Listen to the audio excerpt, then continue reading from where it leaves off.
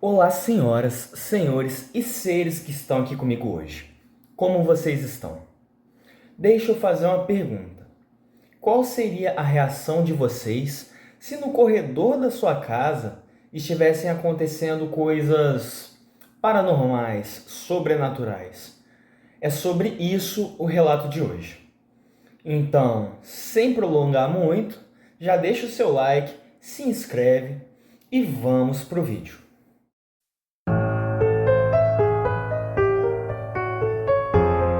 Olá, Vinícius. Boa noite. Quando eu era criança, me ensinaram a não acreditar em coisas paranormais. E até hoje, tenho o pé no chão, sabe?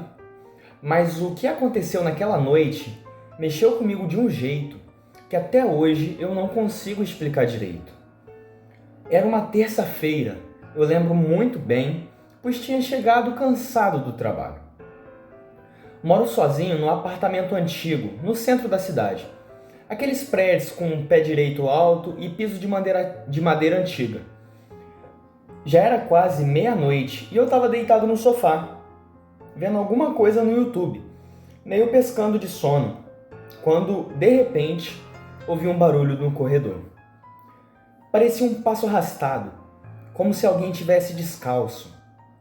Achei que fosse o vizinho de cima, que vive andando pela casa de madrugada. Mas aí, o som veio de novo, só que mais perto. Parou por alguns segundos e outros passos, como se estivesse bem no meu corredor. Levantei devagar e fui até a porta do meu quarto. Peguei o celular e fiquei usando ele de lanterna. E nada, o corredor escuro e só a luz da cozinha acesa. No fim, quando me virei para voltar para a sala, ouvi batidas leves na porta da entrada. Parei, olhei pela janela lateral, aquelas de vidro fosco, que dá para ver só a sombra. E nada. Fiquei parado por alguns segundos e o barulho veio de novo.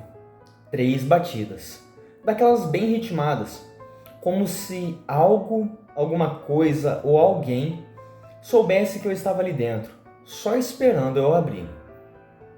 Fui até a porta, olhei pelo olho mágico e, novamente, ninguém. Abri a porta devagar, sem abri-la totalmente. O corredor do prédio estava vazio. Nenhum som, nem passos, nem portas batendo. Só aquele silêncio gelado.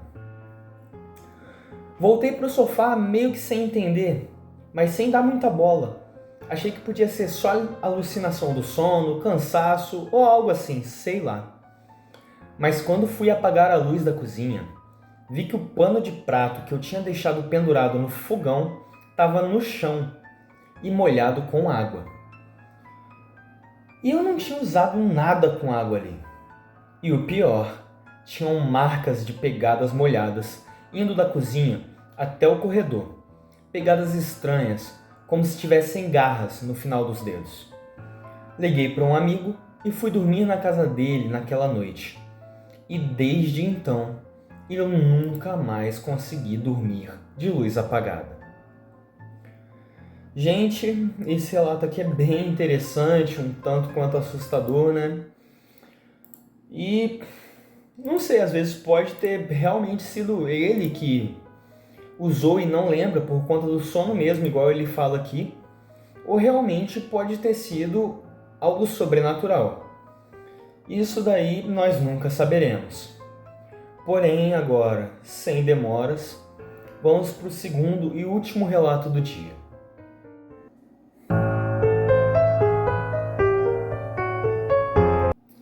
E agora vamos para o segundo e último relato. Imagina que você tem um parente, um primo, alguém próximo a você da sua família, que você goste muito.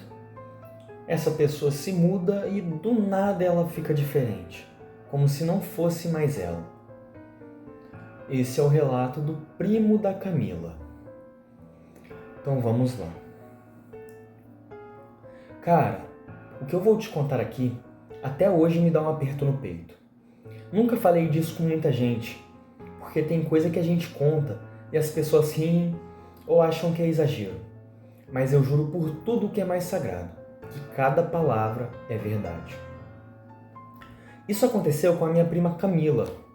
A gente sempre foi muito próximo, quase irmãos. Desde pequenos, nós vivíamos grudados.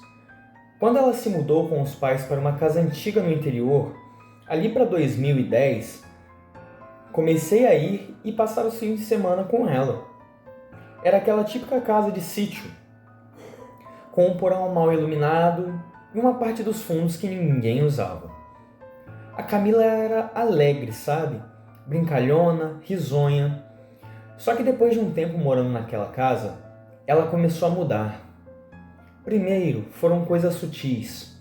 Ela ficou mais calada, às vezes parecia olhar para o nada, como se estivesse vendo ou escutando alguma coisa que eu não conseguia ver e ouvir. Mas o pior mesmo começou de madrugada. Eu estava dormindo na sala uma vez, quando acordei com sussurros vindos do corredor. Achei que fosse a Camila no banheiro ou algo assim, mas aí eu vi uma sombra. Ela estava parada na porta do quarto dela. Fui até lá e vi ela sentada na cama de costas, balançando o corpo para frente e para trás, sussurrando sozinha.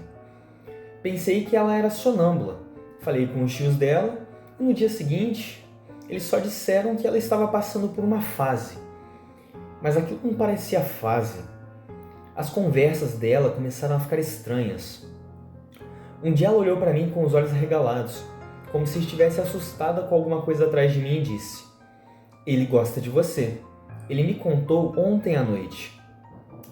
Perguntei para ela quem gosta de mim e ela me respondeu: "O homem do canto." Aí tudo piorou. Ela começou a se machucar, pequenos arranhões nas pernas, hematomas no braço, ninguém sabia explicar. E ela dizia que ele fazia isso quando ela tentava resistir. Chegou ao ponto de, certas noites, os pais encontrarem ela completamente inconsciente no chão do quarto, com marcas de unha nas costas. Como se alguém tivesse cravado as mãos nela, mas ela estava sozinha, a porta era trancada por dentro. Depois desse episódio, os tios levaram ela para uma psicóloga, depois para um psiquiatra, porém ninguém encontrava nada conclusivo. Até que uma noite eu fui dormir lá de novo e nunca mais esqueci o que vi. Era por volta das 3 da manhã, quando acordei com uma gritaria. Acordei assustado, saí correndo e dei de cara com a Camila. Mas não era a Camila. Ela estava parada no meio da sala, descalça, com os olhos totalmente revirados, falando numa língua que eu nunca tinha ouvido antes. Os pais dela estavam tentando segurá-la, mas ela tinha uma força absurda. Gritava, cuspia e arranhava. E do nada parou. Olhou direto para mim com os olhos totalmente brancos e disse com uma voz grave, rouca e que não era dela: "Você não devia ter voltado aqui." E depois disso, ela desmaiou. No dia seguinte, os pais chamaram um padre. Disseram que não sabiam mais o que fazer. Eu não vi o que aconteceu na tal oração dele. Me mandaram sair da casa. Mas depois daquele dia, ela nunca mais foi a mesma. Ficou apática, como se algo dentro dela tivesse sido arrancado. Não falava, não sorria e quase não comia. Eu fiquei sabendo, anos depois, que ela foi internada num hospital psiquiátrico e que nunca se recuperou de verdade. E eu, Vinícius, nunca mais voltei naquela casa. Mas de vez em quando sonho com ela. Nos sonhos, ela está sentada naquela mesma cama, de costas e sussurrando. E às vezes, quando ela se vira, não é mais o rosto da Camila. Gente, eu cheguei a me arrepiar aqui. Relato, puxa, relato pesado, né? Mas, nossa, eu fiquei sem palavras mesmo.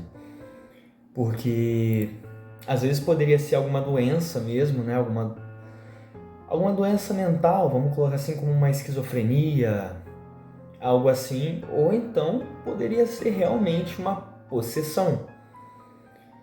E se for a possessão, quem garante que a Camila ainda não está com esse ser perto dela? Mas enfim, senhoras, senhores e seres que estavam aqui comigo hoje, o vídeo está acabando. Não se esqueçam, por favor, deixem um like, deixem um comentário, se inscrevam e caso vocês tenham relatos, é só mandar no e-mail que está aí abaixo. Um grande abraço e até os próximos relatos.